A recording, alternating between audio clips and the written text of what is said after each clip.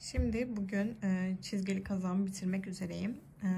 Bu yaka kısmını yaparken size de göstermek istedim nasıl yaptığımı. Şimdi ben yakadan başlamıştım.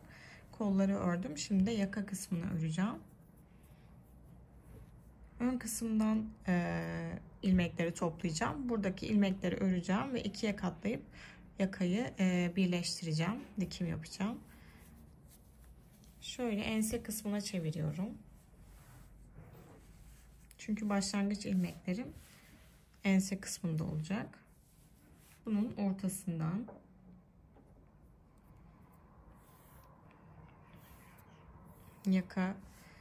yakada kullanacağım ipi de alıyorum. Bir miktar bıraktım çünkü sabitlemek için. Bir tık daha küçük bir şişle lastikleri ördüğüm şişle normalde 4 ile örmüştüm bu kısmı. Yaka kısmını 3,5 öreceğim. Yine etek altı bu alt kısım ve kolların lastiğini de 3,5 örmüştüm. Şöyle orta kısımdan böyle zaten bitiş noktasında gördüğümüz şöyle tek sıra şu üstte ikili görülen bir bölüm var. Bunların tam ortalarından çıkış yapacağım.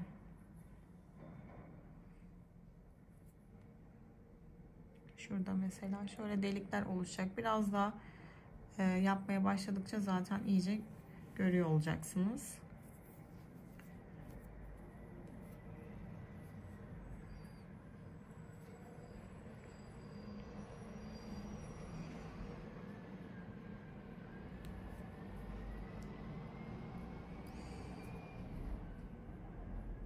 Bunun için tığla da çıkış yapabilirsiniz. Onu da göstereceğim.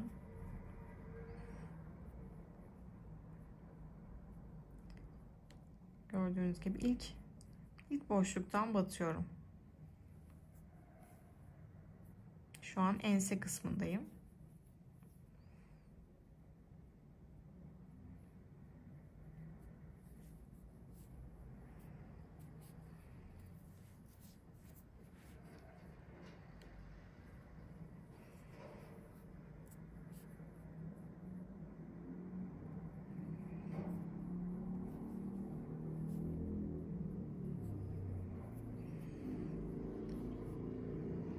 İlerliyorum.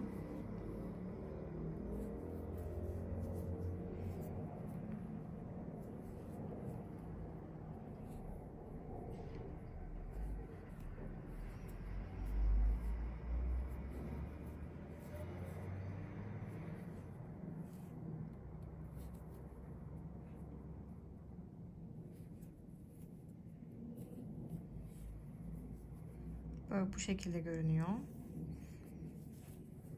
Bu düz olan bölüm bitmek üzere.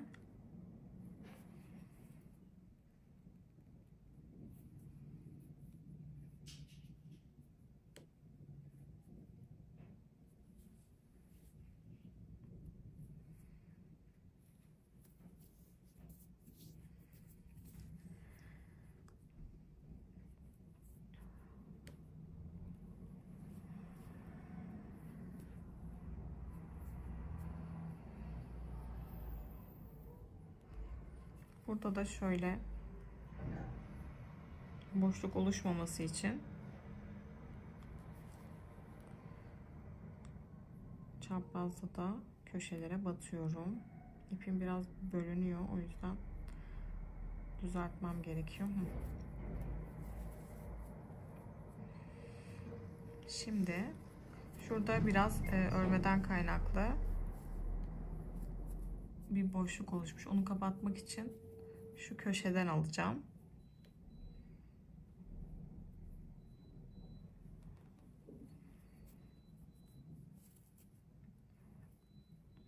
Hatta bunu tığla alacağım. Tığımı böyle geçirdim. İpimi çıkardım. Şişime taktım. Şimdi ön yüze doğru ilerliyorum. Burada da gördüğüm şöyle en dış kısmı hariç üstte iki diş kalacak şekilde her gördüğüm boşluğa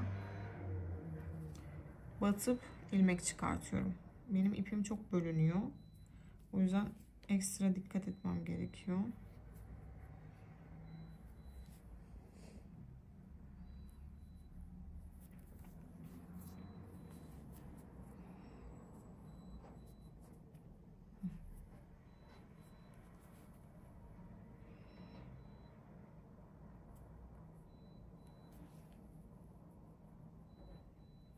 Yok, çıkartamadım.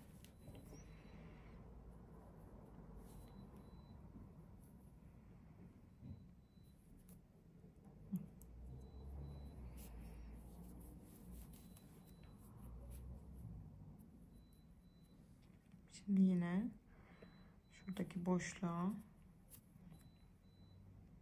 batamıyorum.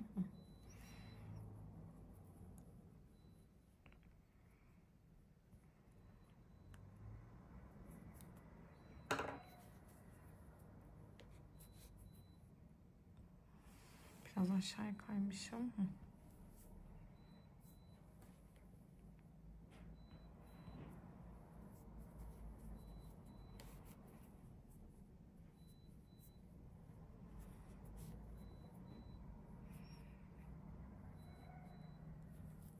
Şöyle üstte iki diş görünüyor. İlmek çıkartıyorum.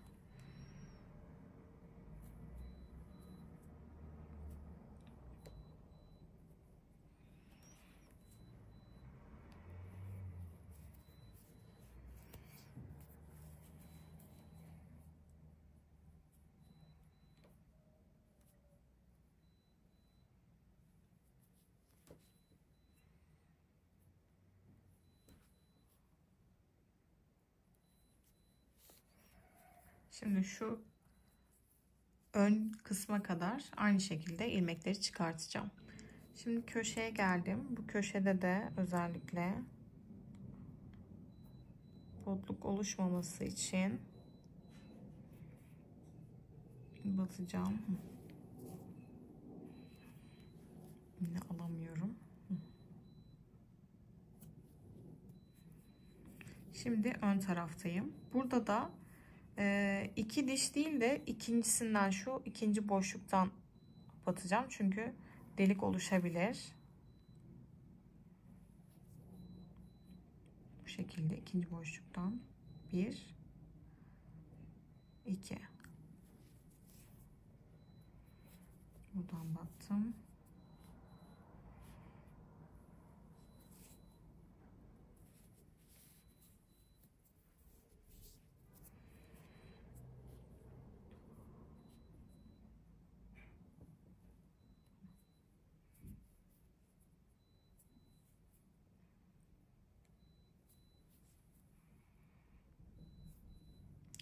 Hem örüp hem çekmek epey zor şu an ilmek çıkartırken.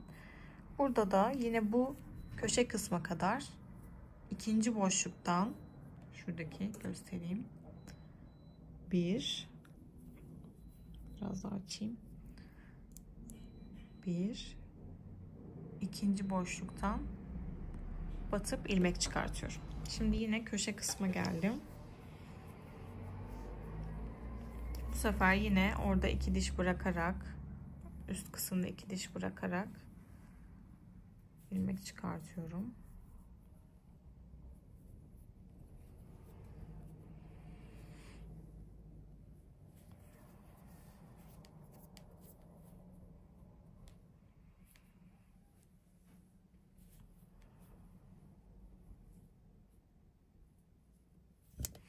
Pardon, çarptım.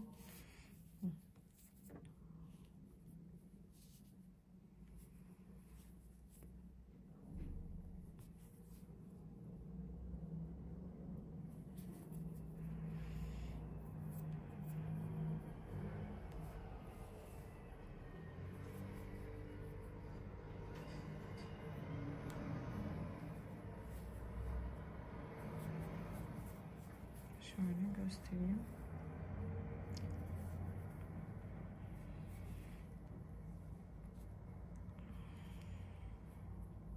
İpim aşırı bölünüyor.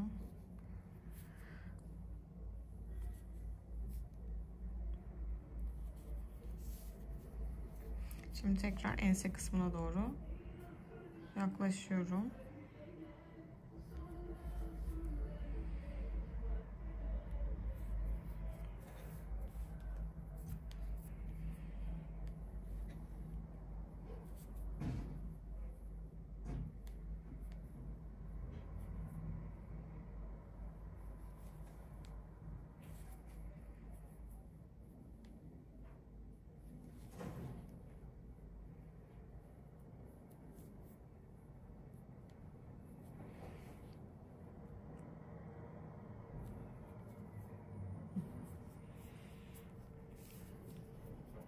Şimdi tekrar ense kısmına geldim. Yine 2 diş kalacak şekilde.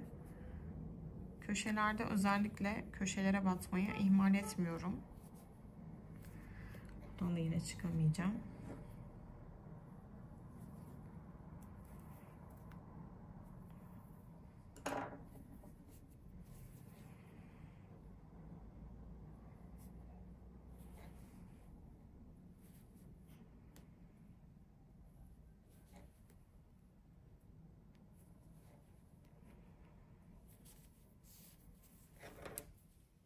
Şuraya kadar geleceğim ve burası başlangıç noktam olacak.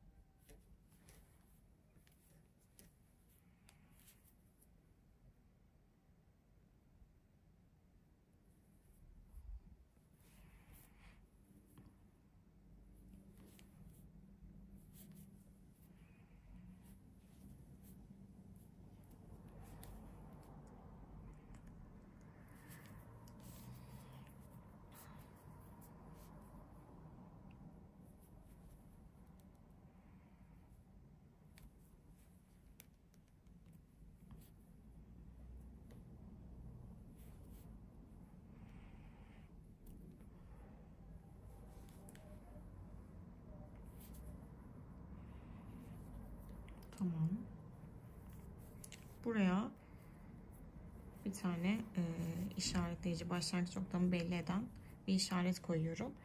Ve 7 sıra ters ve düz örerek, bir ters bir düz örerek size göstereceğim. Bu şekilde ilmeklerimi çıkardım. Şimdi buradan başlayarak bir ters bir düz öreceğim. Şimdi yakamı şöyle ilk önce 10 sıra kadar ördüm.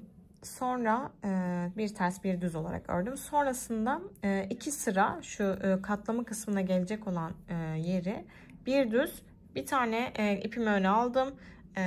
Tersleri örmeden şişime geçirdim. Bu şekilde 2 sırayı tersleri örmeden örmüş oldum.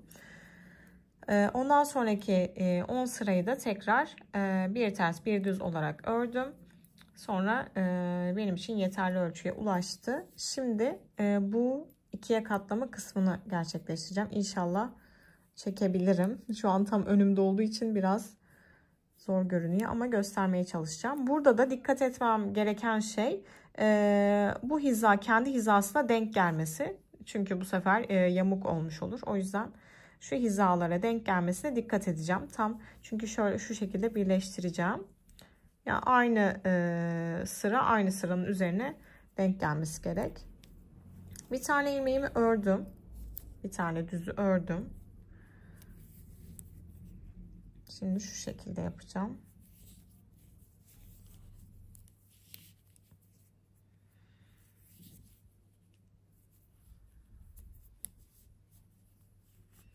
Yine bir taneyi alıyorum. Aslında bu iki şeyle beraber iki ilmeği beraber öreceğim. Aynı sıradaki düz ilmeğin karşısındaki şu ilmeği de alıyorum. Bunun ikisini tam karşısındakini aldım. Bir daha göstereyim. Önce bunu düz bir şekilde girer gibi aldım. Sonra onun şu tam hizasındaki noktadan yine şişimi geçirdim. Sonra bunu düz örüyorum. İkisini birlikte.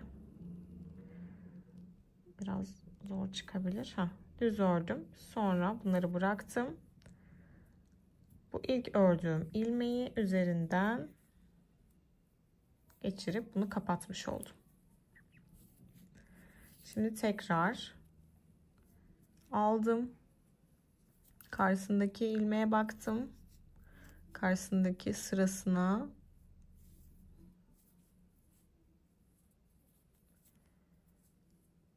şu şekilde tam önümde olduğu için görmek biraz zor oluyor ama bu şekilde ördüm. Geçirdim. Sonra burayı kapattım. Çok sıkı tutmuyorum ki hani çok kasmasın diye. Tekrar bu bir giriş yaptım. Sonra tam karşısına bakıyorum. Şurada. Oradan ilmeğimi giriyorum. İkisini birlikte örüyorum.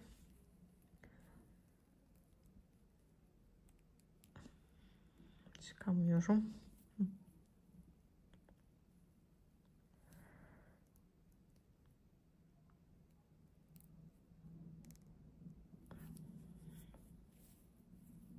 Sonra bunu geçiriyorum. Bir miktar ilerleyip size nasıl olduğunu göstereceğim. Tekrar buluşacağız. Şimdi bir miktar yaptım. Böyle birleştirdim. Tekrar gösterip sonra son halinde sizinle paylaşacağım. Önce düz örer gibi ilmeğimi alıyorum. İlk ilmeğimi. Sonra karşısına denk gelen kısımdan bu şekilde üst taraftan ilmeği alıp çok sıkmıyorum. Çünkü bu sefer kasabilir. Gergin olabilir. Bu şekilde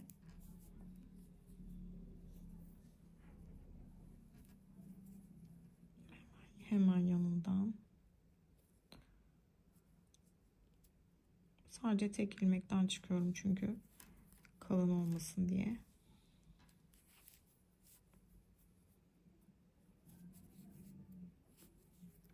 Şu şekilde bir görüntü oluşuyor.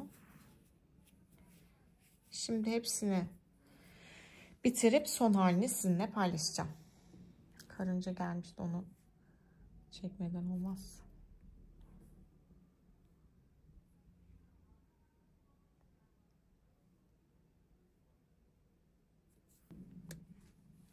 Şimdi bitirdim. Aynı şey gösterdiğim şekilde ilmekleri şuralardan topladım. Sonra birleştirdim. Henüz temizlemedim. Birleştirdim ve en sonunda dikip biraz ipi yürüttüm. Bu şekilde yakamız olmuş oldu. Eğer kafanıza takılan bir şey olursa lütfen bize sorun veya eklemek istediğiniz muhakkak belki daha fazla bilen, farklı bir teknik bilen vardır. Muhakkak bize yazın. Keyifli örgüler diliyorum.